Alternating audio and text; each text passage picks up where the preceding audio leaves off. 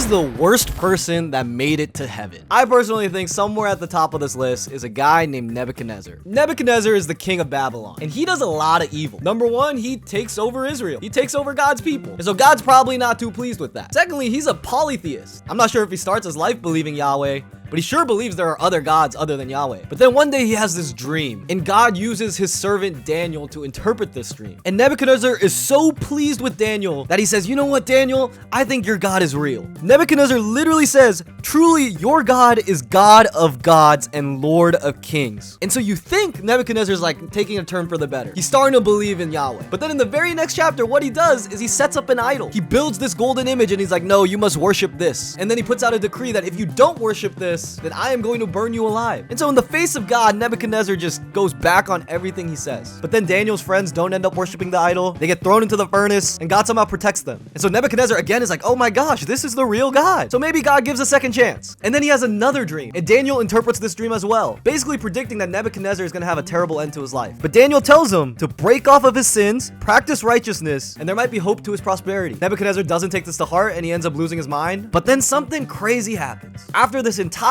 life of being flimsy with God, of being 1 foot in, 1 foot out, probably more times 2 feet out than 1 foot in. It says at the end of Daniel 4 that at the end of his days, Nebuchadnezzar lifted his eyes to heaven and his reason returned to him. He blessed the Most High and praised and honored him who lives forever. And then God restores Nebuchadnezzar. Now, this is a little bit unclear on how to read this. Is Nebuchadnezzar in heaven? I'm not sure. But I do know that on this earth, Nebuchadnezzar was restored because he turned back to God. After an entire life of going back and forth with God, again, more times back than actually forth, God still restores him. And so there's hope for you and me, despite how many times we go back and forth to our sin, that God can restore us as well.